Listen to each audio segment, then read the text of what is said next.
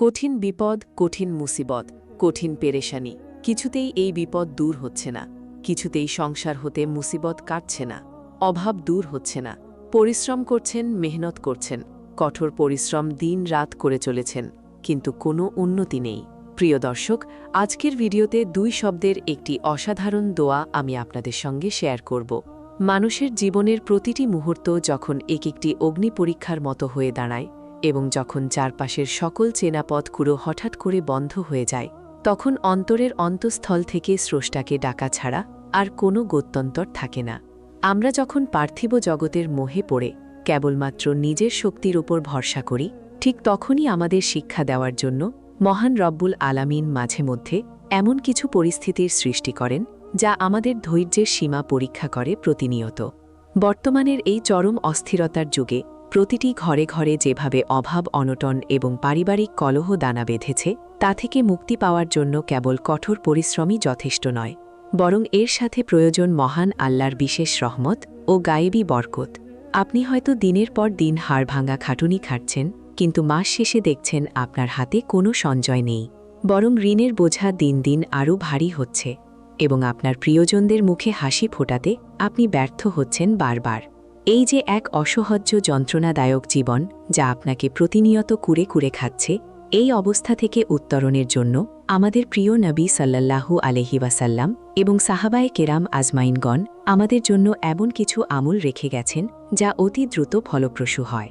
আপনার মনে হতে পারে যে আপনার ভাগ্য হয়তো চিরতরে সুপ্ত হয়ে গেছে, কিন্তু মনে রাখবেন যে মহান আল্লাহ তাআলা যখন দয়া করেন তখন তিনি 0 থেকে হিরো বানাতে এক মুহূর্ত সময়ও গ্রহণ করেন না।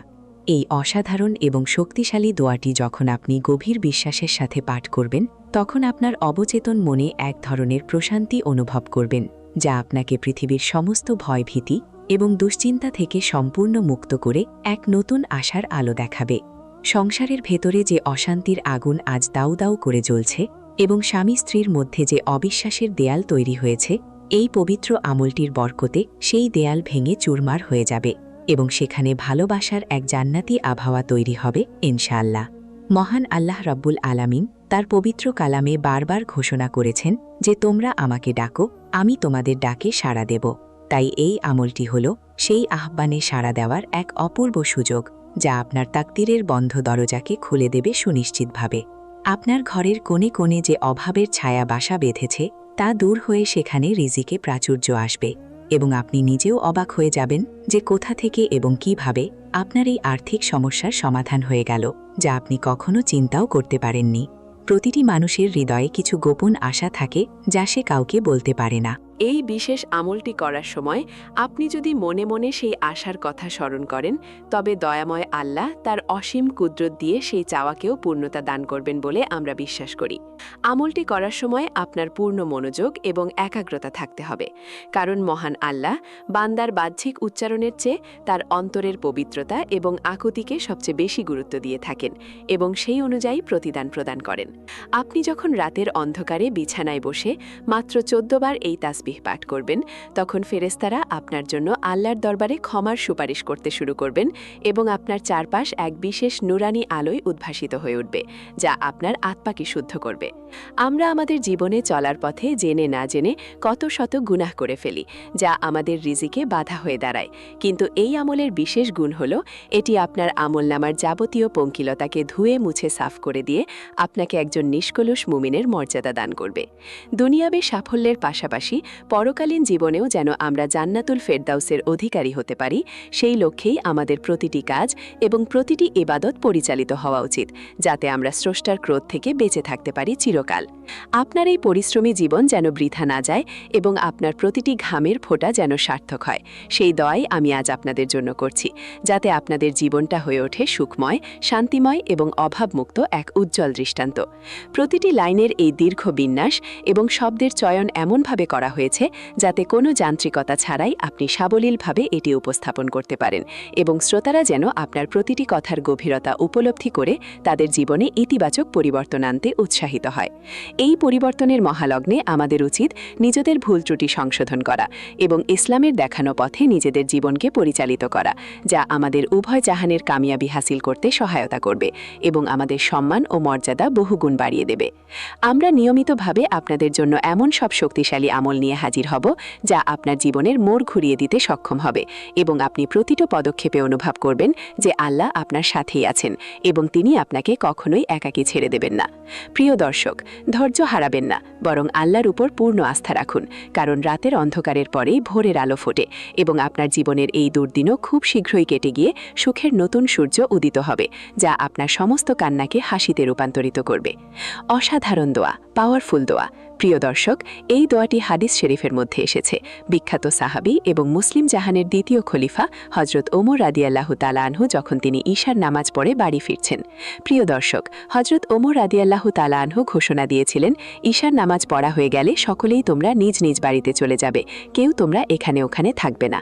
ইসলামের ইতিহাসের সেই সোনালী সময়ের দিকে তাকালে আমরা দেখতে পাই যে আমিরুল মুমিনিন হযরত ওমর ফারুক রাদিয়াল্লাহু তাআলা আনহু উম্মতের শৃঙ্খলার বিষয়ে কতটা কঠোর এবং সচেতন ছিলেন, যাতে কোনো মানুষ অহেতুক সময় নষ্ট না করে। তার সেই সুনির্দিষ্ট নির্দেশের পর এশার নামাজ শেষ করে সাধারণ মানুষ এবং সাহাবায়ে কেরামগণ একে একে নিজ নিজ গন্তব্যে অর্থাৎ নিজেদের শান্তিময় আবাসে ফিরে গেলেন, যাতে পরের দিন ভোরে আবারও ইবাদতের উদ্যম নিয়ে জেগে উঠতে পারেন। কিন্তু যখন রাতের নিস্তব্ধতা চারপাশকে গ্রাস করছিল এবং পরিবেশটা সম্পূর্ণ শান্ত হয়ে আসছিল, তখন সবার শেষে খালিফাতুল মুসলিমিন নিজেই অত্যন্ত ধীরস্থিরভাবে এবং ধীর পদক্ষেপে নিজের বাড়ির দিকে রওনা হলেন। ঠিক সেই নির্জন মুহূর্তেই হঠাৎ তার দৃষ্টিগোচর হল যে রাস্তার একপাশে কয়েকজন সাহাবী জটলা পাকিয়ে বসে আছেন, যা তৎকালীন কঠোর নিয়ম শৃঙ্খলার কিছুটা পরিপন্থী বলে তার কাছে প্রতিভাত হল।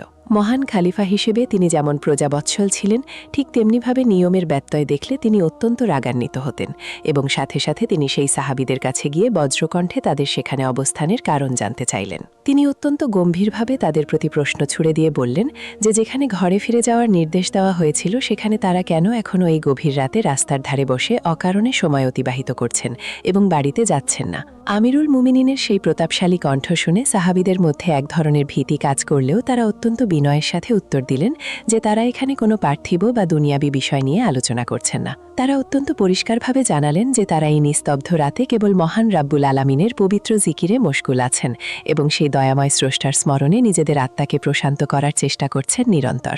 জিকিরের এই চমৎকার সংবাদ শোনা মাত্রই হযরত ওমর রাদিয়াল্লাহু তাআলা আনহুর ক্রোধ মুহূর্তেই প্রশমিত হয়ে গেল এবং তার হৃদয়ে এক আধ্যাত্মিক প্রেমের জোয়ার বয়ে যেতে শুরু করল, যা তাকে তাদের পাশে বসতে উদ্বুদ্ধ করল। তিনি কেবল বসলেনই না, বরং অত্যন্ত উৎসাহের সাথে উপস্থিত প্রতিটি সাহাবীকে নির্দেশ দিলেন যেন তারা প্রত্যেকে একে একে নিজ নিজ অন্তরের আকুতি দিয়ে আল্লাহর দরবারে রোনাজারি করেন এবং দোয়া করতে থাকেন। সেই বরকতময় মাজলিসে যখন সাহাবীরা তাদের কাঁপানো কণ্ঠে পরম করুণাময়ের কাছে নিজেদের জীবনের ভুল ত্রুটি এবং অভাবের কথা বলছিলেন, তখন ইসলামের দ্বিতীয় খালিফা স্বয়ং তাদের প্রতিটি দোয়ার শেষে অত্যন্ত গভীর আবেগ নিয়ে আমিন আমিন বলতে শুরু করলেন। ইসলামের প্রখ্যাত সাহাবী হযরত উবা ইবনে কাব রাদিয়াল্লাহু তাআলা আনহু সেই ঐতিহাসিক মুহূর্তের বর্ণনা দিতে গিয়ে বলছিলেন যে তিনি আমিরুল মুমিনিনের একেবারে গা ঘেঁষে বসেছিলেন, কিন্তু তার মনে এক প্রবল কম্পন শুরু হয়েছিল। খালিফার সেই বিশাল ব্যক্তিত্ব এবং আধ্যাত্মিক গাম্ভীর্যের সামনে নিজের মুখ খুলে দোয়া করার মতো সাহস বা হিম্মত তিনি পাচ্ছিলেন না এবং নিজের অক্ষমতা অনুভব করে তিনি একদম চুপচাপ বসেছিলেন সেই নুরানি মাজলিসে। অন্তর্যামী খালিফা হজরত ওমর রাদিয়াল্লাহু তাআলা আনহু খুব দ্রুতই উবা ইবনে কাবের মনের অবস্থা বুঝে নিলেন এবং তাকে আশ্বস্ত করে বললেন যেন তিনি অন্তত সেই ছোট কিন্তু শক্তিশালী দোয়াকে পাঠ করেন যা আজ আমি আপনাদের শেখাতে যাচ্ছি। প্রিয় দর্শক, আমিরুল মুমিনিনের উৎসাহ পেয়ে যখন হজরত উবা ইবনে কাব রাদিয়াল্লাহু তাআলা আনহু সেই কাঙ্ক্ষিত এবং অসীম ক্ষমতাধর দোয়াটি পাঠ করতে শুরু করলেন, তখন সেখানে এক অপার্থিব পরিবেশের সৃষ্টি হল। বর্ণনায় এসেছে যে এই ছোট কিন্তু সারগর্ভ দোয়াটি শুনে হজরত ওমর রাদিয়াল্লাহু তাআলা আনহু এত বেশি আবেগপ্রবণ হয়ে পড়লেন যে তার চোখ থেকে অঝরে অশ্রু প্রবাহিত হতে শুরু করল, যা কেউ আগে কখনো দেখেনি। তার রোনাজারি এবং কান্নার আওয়াজে পুরো পরিবেশ ভারী হয়ে উঠল এবং চোখের পানিতে তার লম্বা নুরানি দাড়ি একেবারে ভিজে একাকার হয়ে যাচ্ছিল, যা উপস্থিত সকলকে স্তম্ভিত করে দিয়েছিল। সাহাবীরা লক্ষ্য করলেন যে তারা নিজেরাও কাঁদছিলেন, কিন্তু হজরত ওমরের কান্নার সেই তীব্রতা ছিল সবার ধরাছোঁয়ার বাইরে, এবং তার সেই চোখের পানির আধিক্য ছিল মরুভূমির বালুরাশির চেয়েও বেশি মূল্যবান। এই দোয়ার মধ্যে লুকায়িত ছিল এমন এক গোপন রহস্য এবং কামিয়াবি, যা মানুষের দুনিয়াবে জীবনের প্রতিটি বিপদ আপদকে মুহূর্তেই নির্মূল করে দিয়ে জান্নাতের সুসংবাদ নিয়ে আসার ক্ষমতা রাখে। এই দোয়াটি কেবল অর্থকষ্ট দূর করার জন্য নয়, বরং মানুষের আত্মা থেকে দুনিয়ার সমস্ত মোহাচ্ছন্নতা দূর করে দিয়ে তাকে সরাসরি স্রষ্টার প্রিয় বান্দায় পরিণত করার এক অদ্ভুত কারিশমা বহন করে আসছে। হজরত উবা ইবনে কাব রাদিয়াল্লাহু তাআলা আনহু যখন তার দোয়া সমাপ্ত করলেন, তখন হজরত ওমর রাদিয়াল্লাহু তাআলা আনহু অত্যন্ত প্রশান্ত চিত্তে সকলকে বাড়িতে ফিরে যাওয়ার আদেশ দিলেন এবং নিজেও আল্লাহর শুকরিয়া আদায় করতে করতে বাড়ির পথে পা বাড়ালেন। সেই রাতের সেই আমলটি আজও আমাদের জন্য এক বিশাল বড় পাথেয় হিসেবে কাজ করে, যা আমাদের স্মরণ করিয়ে দেয় যে আল্লাহর রহমতের ভাণ্ডার কতই না বড় এবং তার কাছে চাইলে কেউ কখনো খালি হাতে ফিরে যায় না। এই অসাধারণ এবং বরকতময় দোয়াটি যদি আপনি আজকের এই ভিডিও থেকে শিখে নিয়ে নিজের জীবনে প্রয়োগ করতে পারেন, তবে আপনার সংসারের প্রতিটি সদস্যের ভাগ্য বদলে যাবে এবং আপনাদের জীবনে নেমে আসবে অনাবিল শান্তি। দীর্ঘ বাক্য এবং সাবলীল শব্দের বিন্যাসে তৈরি এই স্ক্রিপ্টটি যখন আপনি ভয়েস জেনারেটর দিয়ে তৈরি করবেন, তখন প্রতিটি শ্রোতা এই ঐতিহাসিক ঘটনার গভীরতায় হারিয়ে যাবে এবং তাদের মনে আমল করার এক নতুন স্পৃহা তৈরি হবে। হজরত ওমর রাদিয়াল্লাহু তাআলা আনহু তিনি বাড়িতে চলে আসলেন। প্রিয় দর্শক, অসাধারণ দোয়াটি আপনি পড়ুন, আন্তরিকতার সহিত পড়ুন। প্রিয় দর্শক, পরম করুণাময় আল্লাহ তাআলা যখন তার বান্দার ওপর বিশেষ রহমতের দৃষ্টি দান করেন, তখন পৃথিবীর কোনো শক্তিই সেই বান্দার অগ্রযাত্রাকে রুখে দিতে পারে না এবং তার ভাগ্যের প্রতিটি রুদ্ধদ্বার মুহূর্তেই উন্মুক্ত হয়ে যায়। এবার চলুন আমরা অত্যন্ত মনোযোগের সাথে জেনে নিই সেই মহান এবং অলৌকিক ক্ষমতাধর দোয়াটি আসলে কি, যা আপনার জীবনের মোড় সম্পূর্ণ ঘুরিয়ে দিতে পারে এবং আপনাকে এক অভাবনীয় উচ্চতায় নিয়ে যেতে পারে। এই আমলটি করার জন্য আপনাকে প্রথমেই পূর্ণ পবিত্রতা অর্জন করতে হবে এবং অজু অবস্থায় অত্যন্ত প্রশান্ত চিত্তে আপনার পাক পবিত্র বিছানায় বসে হৃদয়ের গভীর থেকে স্রষ্টাকে স্মরণ করতে হবে। আপনি যখন আমলটি শুরু করার সংকল্প করবেন, তখন অবশ্যই রাসূলুল্লাহ সাল্লাল্লাহু আলাইহি ওয়াসাল্লামের প্রতি অকৃত্রিম ভালোবাসা নিয়ে এবং অত্যন্ত ভক্তিভরে কমপক্ষে ৩ বার দরুদে ইব্রাহিম পাঠ করে নেবেন, যা আমল কবুলের প্রধান শর্ত হিসেবে কাজ করে। এই পবিত্র দরুদে ইব্রাহিম পড়ার মাধ্যমে আপনার আমলটি সরাসরি আরশে আজিমে পৌঁছে যাবে এবং আপনার চারপাশ এক বিশেষ নুরানি সৌরভে আমোদিত হয়ে উঠবে, যা আপনার আত্মাকে এক ভিন্ন জগতে নিয়ে যাবে। বিশুদ্ধভাবে এবং মহব্বতের সাথে প্রতিটি শব্দের উচ্চারণ যেন সঠিক থাকে সেদিকে খেয়াল রেখে দারুদ পাঠ শেষ করার পর আপনি আপনার জীবনের সমস্ত অপূর্ণতা এবং চাহিদার কথা মনে মনে গুছিয়ে নিয়ে এই আমলটি শুরু করবেন। আপনার অন্তরে যেন এই দৃঢ় বিশ্বাস থাকে যে যার কুদরতি হাতে আমার জীবন ও মরণ রয়েছে, সেই মহান রব আজ আমার সমস্ত নাপাকি দূর করে দিয়ে আমাকে তার রহমতের চাদরে আবৃত করে নেবেন এবং আমার খালি হাত পূর্ণ করে দেবেন। মনে রাখবেন তিরমিজি শরীফের সেই বিখ্যাত হাদিসের কথা, যেখানে নবী করিম সাল্লাল্লাহু আলাইহি ওয়াসাল্লাম ঘোষণা করেছেন যে তোমরা যখনই আল্লাহর কাছে কিছু চাইবে, তখন যেন তোমাদের মনে বিন্দু মাত্র সন্দেহ না থাকে, বরং শতভাগ নিশ্চিত বিশ্বাস বা ইয়াকিন নিয়ে দোয়া করবে। আল্লাহর নবী স্পষ্ট করে দিয়েছেন যে তোমরা যদি এই ইয়াকিন রাখতে পারো যে আল্লাহ আমার দোয়া কবুল করবেনই, তবে আল্লাহ তাআলা তার সেই বান্দার ধারণাকে কখনোই মিথ্যে প্রমাণ করেন না, বরং তার ভাণ্ডার থেকে অফুরন্ত নেয়ামত দান করেন। ইনশাআল্লাহ আপনি যখনই এই অসাধারণ 2 শব্দের দোয়াটি অর্থাৎ আল্লাহুম্মাগফিরলি ওয়ারহামনি পাঠ করা শুরু করবেন, তখন আপনার চারপাশের জগৎ যেন থমকে যাবে এবং আল্লাহর আরশ থেকে আপনার জন্য শান্তি ও বরকত বর্ষিত হতে শুরু করবে।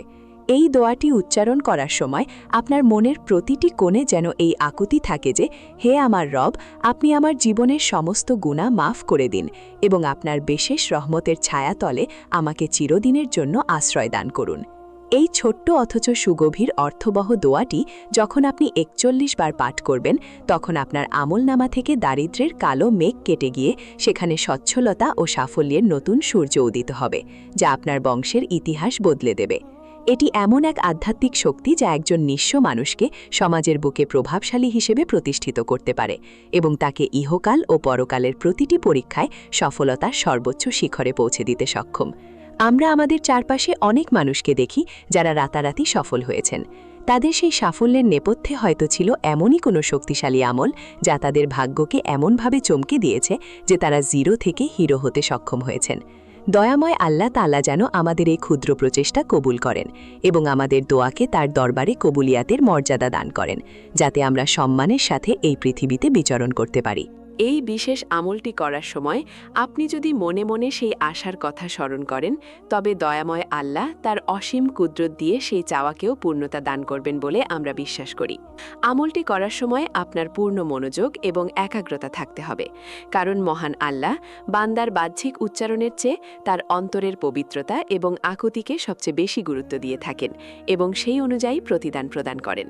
আপনি যখন রাতের অন্ধকারে বিছানায় বসে মাত্র 14 বার এই তাসবিহ পাঠ করবেন, তখন ফেরেশতারা আপনার জন্য আল্লাহর দরবারে ক্ষমার সুপারিশ করতে শুরু করবেন এবং আপনার চারপাশ এক বিশেষ নুরানি আলোয় উদ্ভাসিত হয়ে উঠবে, যা আপনার আত্মাকে শুদ্ধ করবে।